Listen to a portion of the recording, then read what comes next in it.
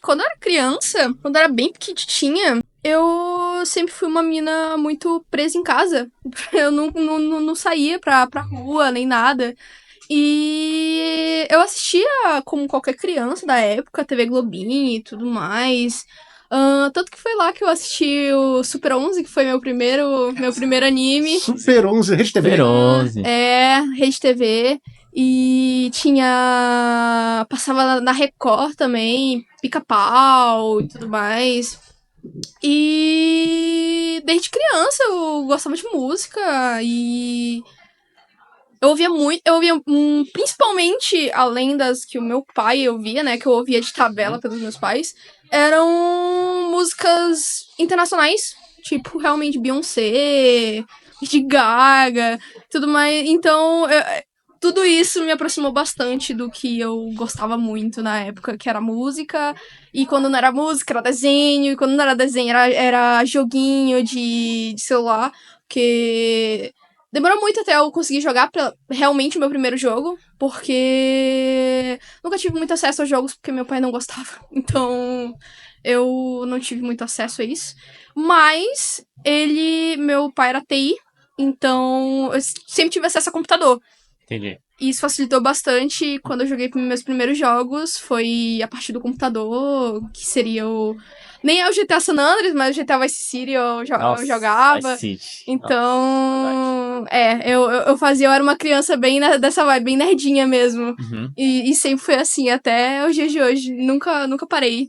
Como você descobriu o Rap Geek? Foi na escola. Eu estudava, eu tava acho que no 6º ano do fundamental. Uhum. E foi uma amiga minha que me mostrou. E a primeira música que eu vi foi o Duelo de Titãs. Foi o primeiro Duelo de Titãs do Sasuke vs Vegeta. Que era aquele de imagem parada, só com a legenda enorme. Sei. E era um negócio que eu fiquei nossa, cara, que legal! Que divertido, né? Pra uma criança também, porque eu era ainda criança. Então, nossa, muito divertido e tal. Aí ela, eu tenho outros aqui. E foi quando ela me mostrou a música do Taos. Que sempre vão pelo Taos. Uhum. Que foi a música do Nagato, do Taos. E foi realmente as minhas primeiras vezes de interação com isso, foi o Taos. E eu lembro, eu criancinha, bem pirralhinha, chegando da escola. Eu sou do interior, né? Eu não sou daqui, eu sou do Pará. Então, eu chegava, eu deitava na minha redinha lá fora, me balançava, botava o celular aqui no peito e ficava lá ouvindo somente o sofredor pra entender o sofredor. E continuou. Eu gostei tanto disso que foi a partir das músicas do Taos que eu comecei a assistir Naruto. Porque eu tinha um certo preconceito com o Naruto. Ele era muito mal falado na época, porque eu acho que foi na época que tava chegando o final da obra e o pessoal já começava a falar que era ruim, metia o pau na obra, né? Talvez. É porque, tipo, eu não sei, eu só peguei pra Cristo mesmo. E eu não tinha um motivo pra não gostar. Eu só dizia que eu não gostava. Porque todos os meus amigos assistiam. E eu ficava boiando. Eu ficava, tipo, cara, eu não tô entendendo nada. Quem que é isso? O que tá acontecendo? E eu não quero ficar de fora, né? Então eu vou assistir. Obrigado. E foi na época que não bania episódio do YouTube. Nossa, que época lembra, sagrada. Né, Que época sagrada.